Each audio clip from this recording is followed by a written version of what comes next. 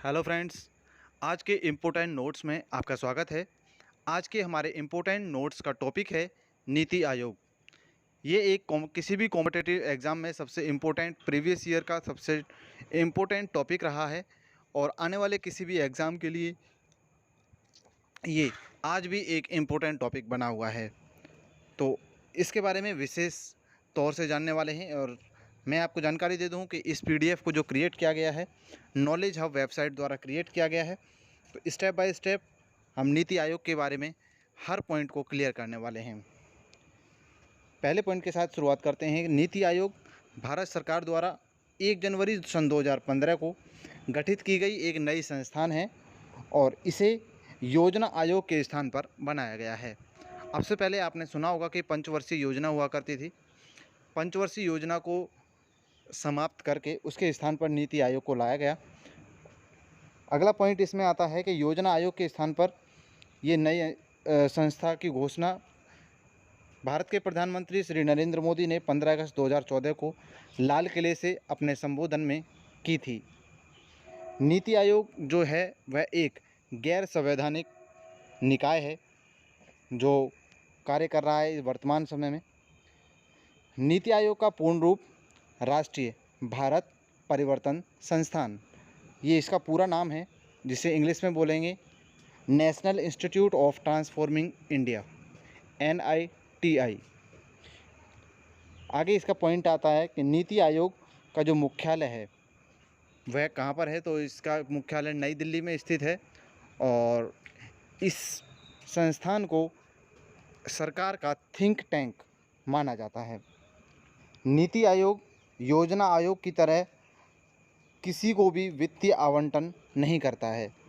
इसमें नीति आयोग और योजना आयोग में अंतर यही है कि कोई भी इसमें वित्तीय आवंटन नहीं होता है। नीति आयोग का जो प्राथमिक कार्य है वह सामाजिक और आर्थिक मुद्दों पर सरकार को सलाह देने का है।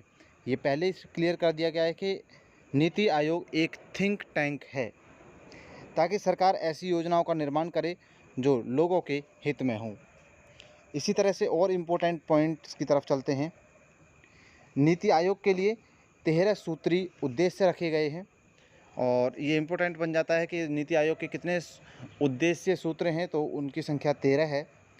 नीति आयोग की जो संरचना है उसमें प्रथम स्थान दिया गया है अध्यक्ष को, अध्यक्ष के बाद उपाध्यक्ष और CEO, इसके अलावा पूर्वकालिक सदस्य, पदेन सदस्य और शासी परिषद और विशेष आमंत्रित सदस्य शामिल होते हैं। ये पूरी टीम होती है नीति आयोग की। नीति आयोग में जो नीति आयोग के अध्यक्ष होंगे वह प्रधानमंत्री ही रहते हैं और इसके अलावा जो इस समय वर्तमान समय में जो नीति आयोग के अध्यक्ष हैं तो प्रधानमंत्री नरेंद्र मोदी हुए। आगे भविष्य में भी अगर कभी भी होता है तो नीति आयोग का जो अध्यक्ष होगा वह भविष्य में जो भी रहें प्रधानमंत्री पद पर वही नीति आयोग के अध्यक्ष होंगे।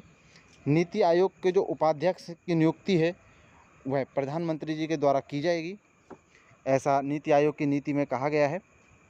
उपाध्यक्ष को कैबिनेट मंत्री का दर्जा प्राप्त होता है और जो उपाध्यक्ष चुना जाएगा वो कैबिनेट मंत्री तो होगा ही, कम से कम ये दर्जा रहना ज़रूरी है। इसके अलावा जो CEO होगा नीति आयोग का वह भारत सरकार के जो सचिव स्तर के अधिकारी होते हैं जिसे निश्चित कार्यकाल के लिए प्रधानमंत्री द्वारा नियुक्त किया जाएगा। ये प्रधानमंत्री जी के द्वारा ही उपायुक्त और CEO को नियुक्त किया जाता है यहाँ पर। इसके अलावा नीति आयोग के जो प्रथम उपाध्यक्ष हैं वह अरविंद पनगड़िया हैं। नीति आयोग के जो प्रथम CEO हैं वह सिंधु श्री खुल्लर, ये पहले CEO रहे। इसके अलावा जो पूर्वकालिक सदस्य हैं उनकी संख्या 5 होती है जिन्हें राज्य मंत्री के बराबर दर्जा प्राप्त होता है।